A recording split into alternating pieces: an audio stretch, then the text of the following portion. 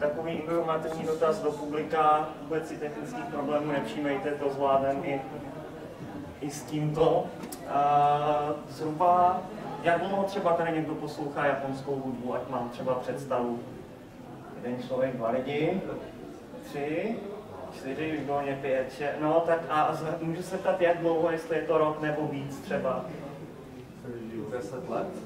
No, ty jsi veterán, ty se nepočítáš, ty musíš jako 4, výborně. Takže je to úplně pro vás neznámý interpret nebo nějaký informační šum, jako u vás byl zaznamenán? Někde jste to jméno slyšeli nebo viděli případně? Protože když se podíváme do Oricon Charts, případně do japonského top 10, tak jako hledali byste ji tam jenom velmi těžko. Nicméně v rámci anime předpokládám, že všichni aspoň viděli Noir. Nebo starší ročníky Record of Polosword, tu verzi z roku 1990. Tak jsem k ní jako přišel já, v anime Noir má vynikající ending Kiremia no Kanjo, úžasná akustická skladba a přesto jsem se tím vlastně dostal tuším v roce 2004 nebo 2005. Je tady jeden velký problém. Všechny její desky se dají buď koupit jenom přes stránky JVC, kde teda tu registraci jsem moc nepobral, anebo přes její fanklub, kde to zase trvá pro změnu nehorázně dlouho. Ale jako není vůbec snadný ty alba sehnat prostě, jo, singly nebo vždycky ty písničky, co udělá do anime, nebo když viděl někdo starou sérii Please Save My Air, kde skládala hudbu Yoko Kanno, je to začátek 90. let.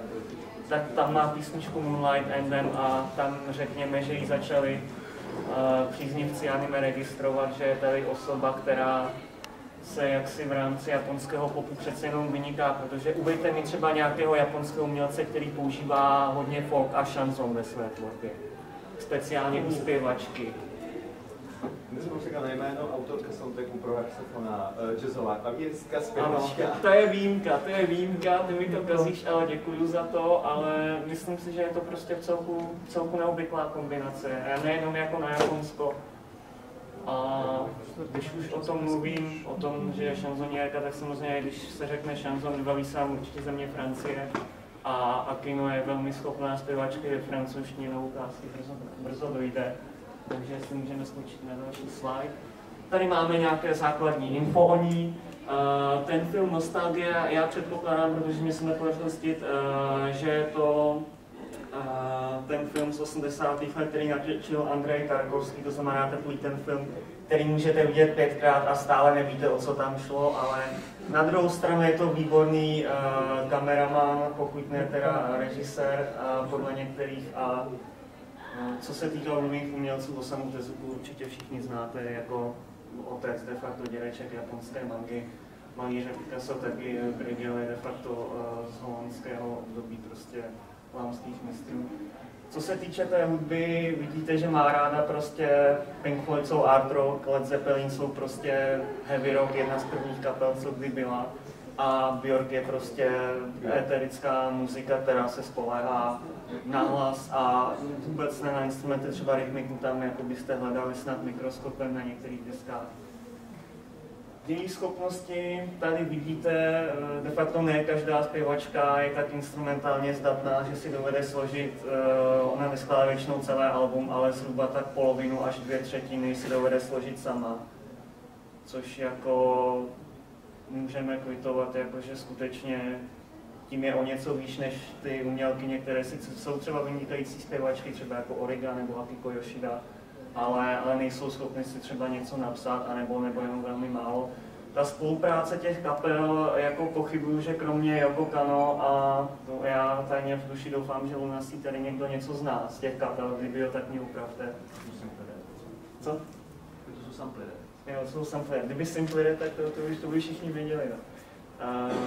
Já potom ty boční projekty ještě představím víc podrobněji na další stránce. Co se týče toho debutu, to bylo takové vypečené, ona prostě zpívala de facto v restauraci, v kavárně svojí matky a jeden její prostě přítel pracoval v tehdy Victor Music Entertainment a prostě její demopáska doputovala až k řediteli společnosti, který potlačil na to debutové album, co vidíte. Mně se ten song sehnat nepodařilo ani to album, ale je to startovní bod její kariéry, byť pod pseudonymem, tak 85 je de facto hranice začátku kariéry. Můžeme dál. Ta první deska Natska Šimira je nostalgická budoucnost. My si tady pustíme za chvíli 2 ukázky, já bych tomu rád řekl prostě. Tehdy byla soutěž, tuším od výrobce hudebních nástrojů Yamaha, Popular Music Contest. A ona tam vyhrála písničkou Golden Eyes, která je ve francouzštině. Než se dostaneme k těm ukázkám, jako je to druhá polovina 80. let a co si budeme nalhávat, s 80. lety se nám pojí jako bezprostředně jedno slovo, že? A co na nás nepůsobí z 80. let klíčovitě. Na druhou stranu, její kritici tak nějak zapomínají, že ona si celé to album už tehdy složila sama. Jí to nikdo prostě nenutil nahrávat tak, jak to zní, ale asi tam byl tlak zvukově to upravit tak, aby nějak nevyčnívala z té řady prostě japonského popu, který byl chrlen jak na běžícím pásu, nejenom tehdy samozřejmě, ale i dnes.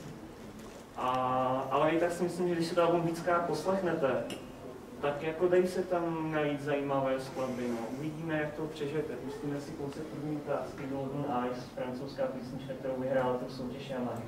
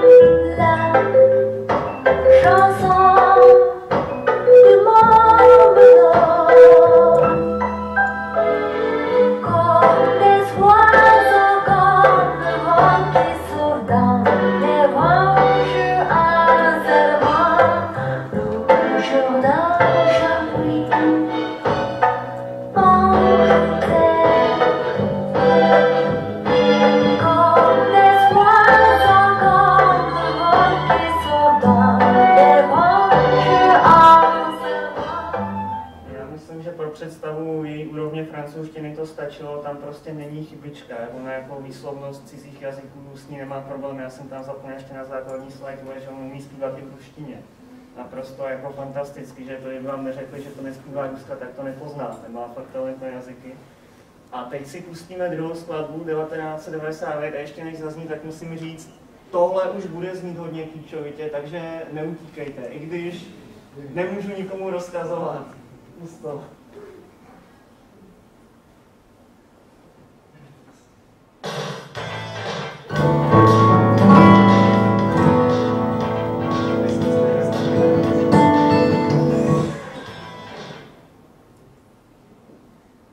Technický šotek, no. Ale jako for to bylo dobré, to předášící.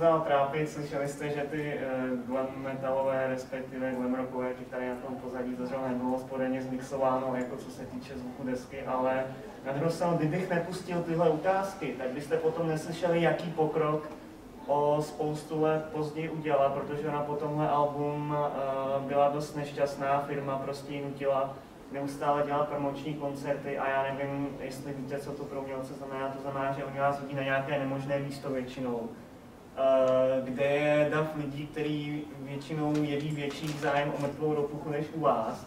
A teď si představte, že tohle musíte dělat rok, ty promoční akce, třeba 3-4 dny v týdnu, takže to by asi znechutilo každého, takže ona v roce 88 de facto dala výpověď, byla na volné noze a v roce 89 dělala takový pořad na webu Fox Akce, který možná někteří znáte. Byl i na to odkaz, pořad dětských písniček Kodomoyo Uta, naspívala tam nějaké známé songy. Je to velmi populární v Japonsku. Takže ona, i když se dlouho nedostala k žádné desce ani singlu po debutu, tak prostě nezemřela v paměti lidí. Skočíme na další slide. Další album Sorano Mori, proč až v roce 97, ta 11letá pomluka tak nějak nebyla dobrovolná, protože ona sama uvádí, že prostě neměla vůbec inspiraci.